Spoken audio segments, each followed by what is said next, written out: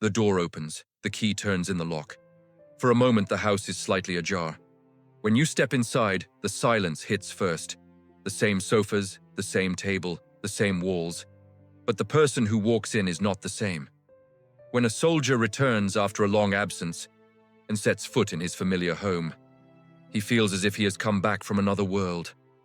Time in the house seems to have stopped. Every sound that rises out of the silence, every shadow, reminds him as if saying, "The shadow of a war still hangs over me." The house smells familiar. His eyes try to sleep behind familiar curtains, but who can know the storm he carries within? On his first step, he notices an old photo on the wall, a group of friends, arms around one another, taken in the middle of the war. He cannot tell whether he is looking for himself in that picture, or for the foreign spirit inside him, and that doubt makes his heart race again. Suddenly, the memories in that frame come alive. A circle of fire, a group of young people huddled together, the last spark of hope for life. He remembers his childhood, the years before war became a nightmare. The house looks familiar now, but he is not the person the house used to know. A part of him remained at the front. This dark, silent atmosphere creates a new awareness in him. The real fight may have ended outside, but in a corner of his mind, a smoldering smoke still lingers. Society pins on him a bright medal from the outside. Everyone sees him as a hero, a brave man. At a dinner, neighbors say, "May the homeland remain safe," and his family boasts, "No bullet could stop him." Yet when he looks in the mirror, he sometimes sees a stranger. That face is worn by hard landscapes, lost friends, and tar-dark memories. Though he smiles at those around him, inside he vibrates somewhere far away. The neighbor's hard handshake and the friendly slap on the shoulder feel unintelligible for a while. When children shout, "The soldier is our father," he sees a similar darkness in their eyes. Eyes trying to make sense of this look at him with worry mixed with love.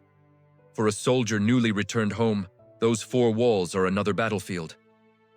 On one hand, he scans his surroundings as if still hearing the enemy. On the other hand, he tries to console himself. Everything is back to normal, you can relax now. He thinks he is talking to the same person he was before. But inside, he continues his own internal war.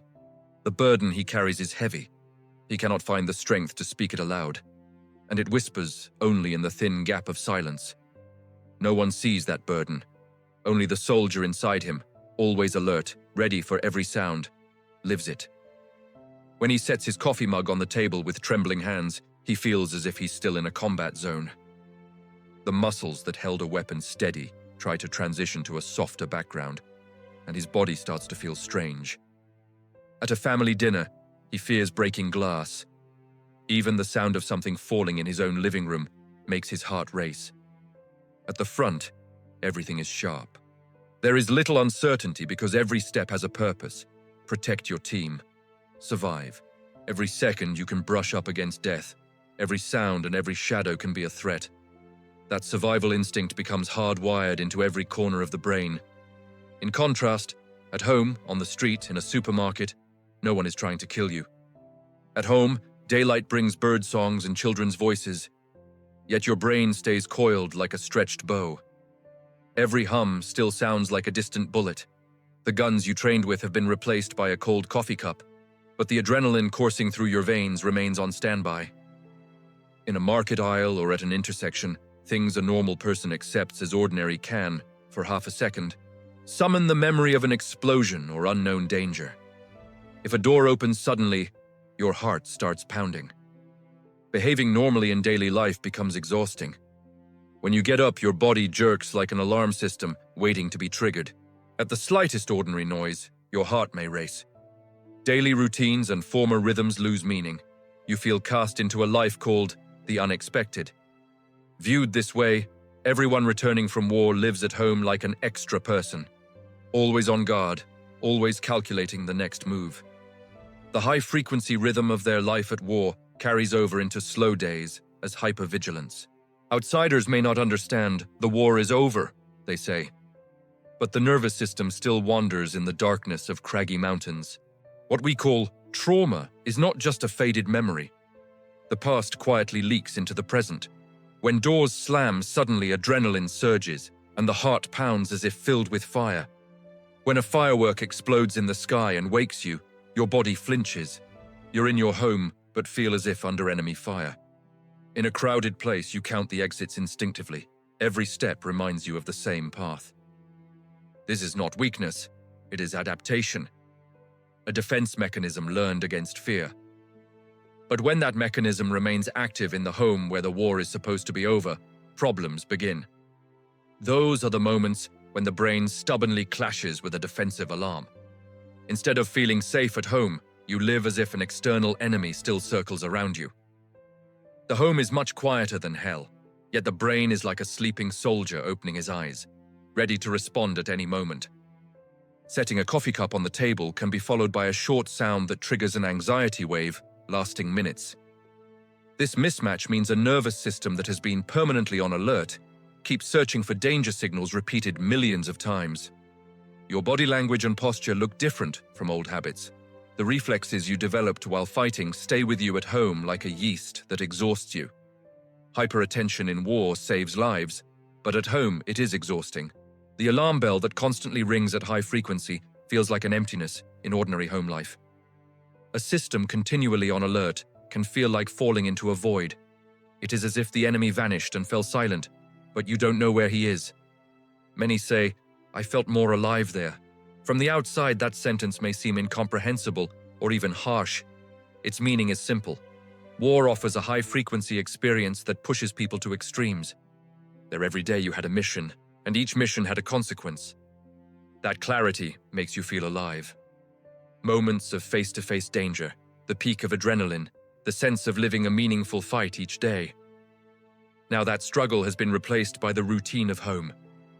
Breakfast, being late in traffic, trying to get to work. Ordinary things that do not carry the crushing intensity that hurts in a particular way. Days at home pass slowly. Long-term monotony and even big conversations or holidays can leave a hollow in the spirit. That inner emptiness often becomes the source of sadness, anger, and anxiety. War simplifies a person's identity. Soldier, teammate, someone who must survive. Roles are clear, responsibilities obvious. In peace, identities multiply. On one hand, spouse, on another, a mother or father, and also an ex-combatant. The overlap of these identities creates a complex mosaic. The person returning home now inhabits multiple roles. Some emotions seem as if a switch has been turned off. Emotional sensitivity may be reduced by the hard mechanisms developed during combat. Some strings of empathy are tightened. Even joyful moments feel blurred. This is the result of a habit developed to survive. In war, you must shut down part of your feelings because you cannot show weakness in that moment. Back home, those settings do not automatically revert. This makes being understood at home difficult. A partner may say, "He is not the same person anymore." Children look on with curiosity. Yet despite being close, they may no longer find the warmth they seek. What is actually happening is that a part of identity locked in war is waiting to be unlocked at home. The nervous system is an organ shaped by experience.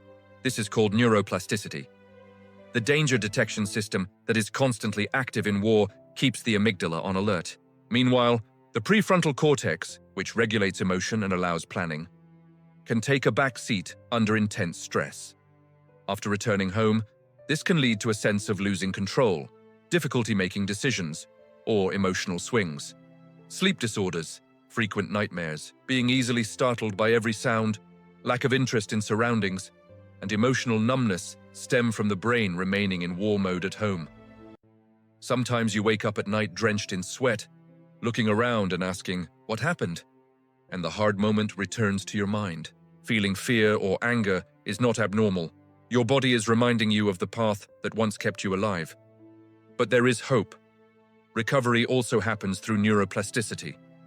Safe experiences, regular social relationships, and therapy help the brain form new, healthy connections. Over time, the old worn tracks give way to calmer, steadier pathways. Triggers are not always big events. Small sounds, sudden movements, a certain smell, a familiar street corner, an old song. Any of these can pull the past into the present. A man playing in the park with his children hears a sudden noise and drops to the ground to hide. Those around him cannot understand that behavior. At that moment, his mind lives in two places at once. One part of him sits at home with his children, the other is patrolling some barren land in the past. From the outside, such experiences may seem irrational. "We are here, you are home, there is no danger," is easy to say. But the body produces powerful memories independent of time and place. And those memories continue to produce life or death reactions. Your decision-making can also be affected. Sometimes you become over-controlling and tense. Sometimes you explode in anger. Sometimes you withdraw and cut off communication. Families, friends, and society generally want to see the veteran as a hero. They see a medal and think of achievement and courage. Yet the real struggle often begins after the medal is taken off. Social support is precious and a real salve. But that support must be more than mere presence. True support means spending quality time, showing patience, listening openly, and, when needed, guiding toward professional help. For example, welcome home parties are a nice gesture, but all such gestures fall short if they don't include listening to the veteran's real story. A veteran deserves to be honored not only for his medal, but for what he feels. Applauding him for bravery must also include seeing the moments when he feels alone. Society sometimes expects get back to normal right away. Return, however, is a long process. Particularly among men, the pressure to appear strong can prevent those who struggle from seeking help. Asking for help is not weakness. It is part of flexibility and adaptation. Families and close circles should send this message clearly. We care for you. We are with you. We want to talk and share your feelings. The greatest strength is belief in healing together. Simple questions like, "Did you have a hard moment this morning?" can be a sincere closeness beyond military jargon. And perhaps the most painful fact: the rise in suicide rates after war is not accidental. There is no rational calculation here, rather a mix of meaninglessness, despair, and ongoing trauma. Everything you did with clarity at war can become meaningless at home. When that clarity is lost, a person's life purposes can shake. That is why rapid intervention during crisis moments is crucial.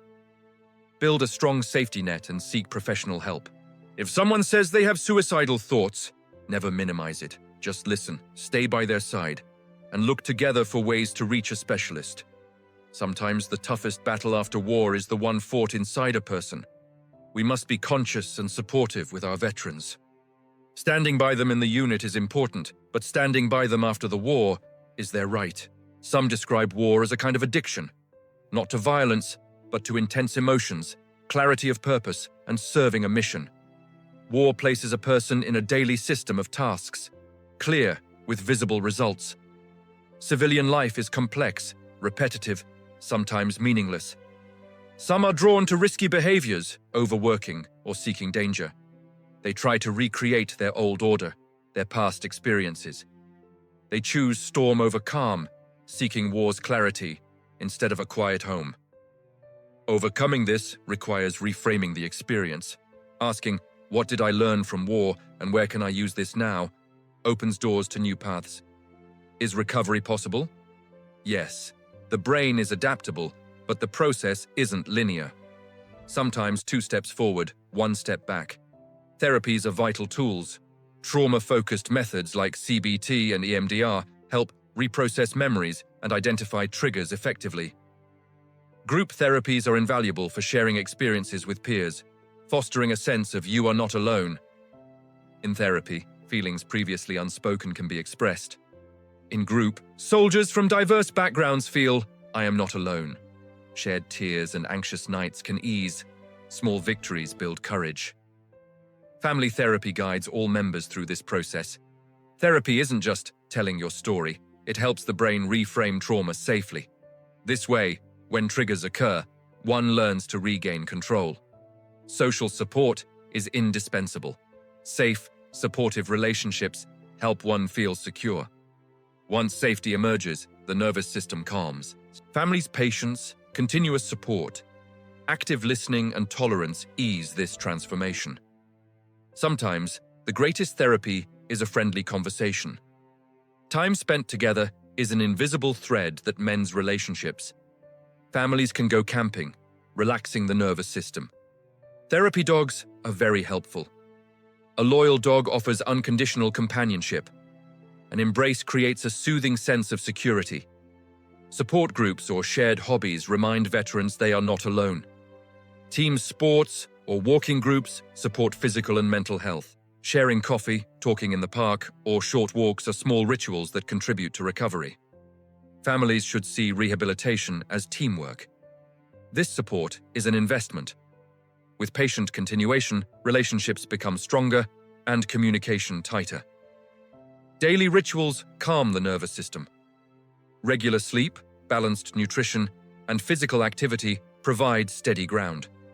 Practices like yoga, meditation, and mindfulness calm the nervous system. Getting up at the same time, taking a walk, provides a safe schedule.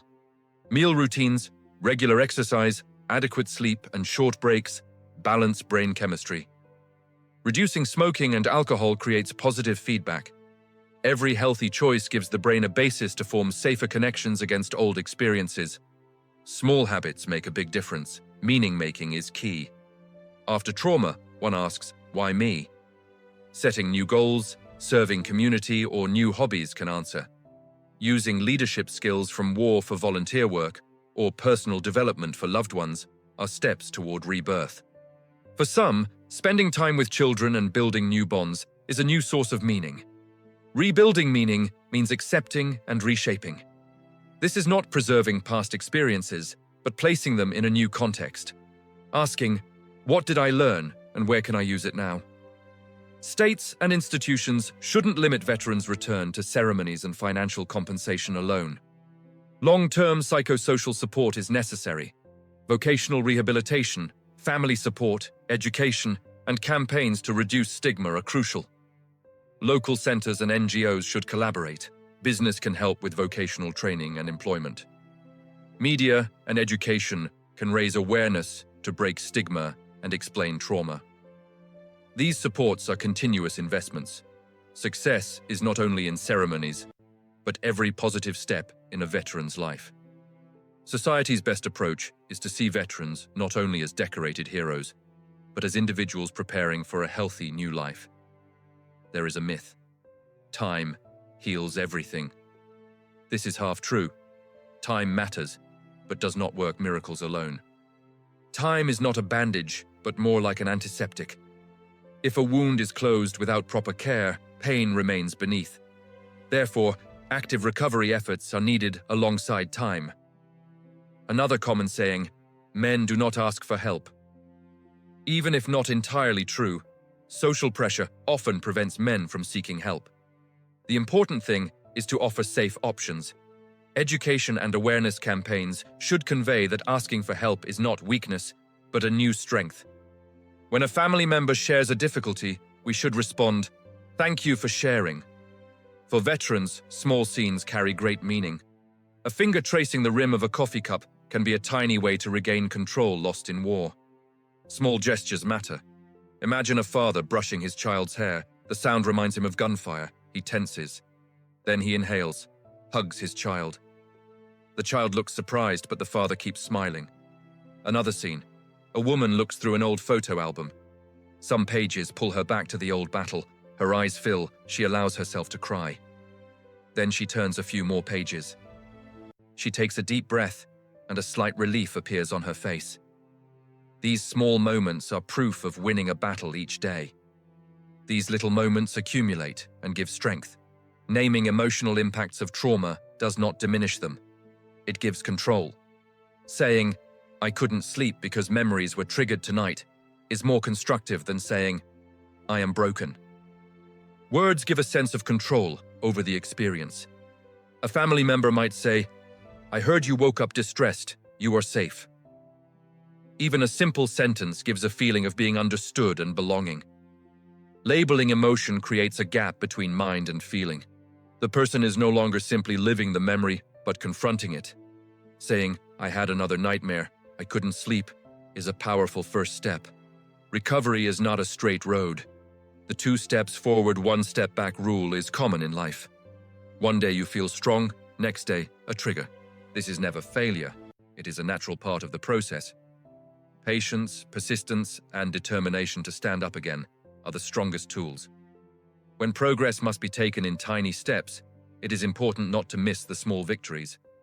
Families should celebrate this small progress. Even if there are no great peaks, every slow recovery is a valuable achievement. Throughout history, many cultures ignored veterans. The most effective societies supported reintegration and gave former fighters new roles in community life. Heroic rituals matter, but long-term support programs after ceremonies enable real return. If society abandons a veteran after celebration, it harms both. In some cultures, returning warriors were granted sacred roles. The important thing is not to treat return as an endpoint, but to support the pace and quality of transformation with long-term programs embraced by society. Reintegration is a collective responsibility. Sometimes the greatest courage is not on the front, but sitting quietly in the therapist's office.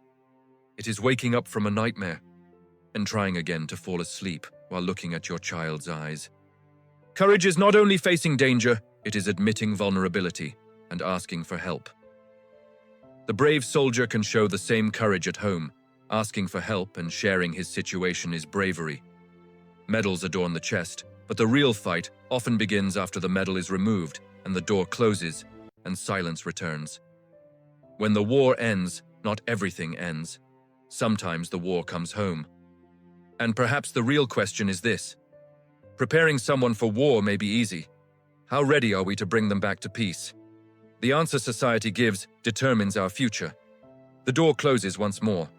Inside, steps slowly try to return to their real rhythm. The house is still the same house, but thousands of small victories are accumulating inside. Each morning is a new rehearsal, waking, breathing, sharing a laugh with a child, a song briefly lighting your face.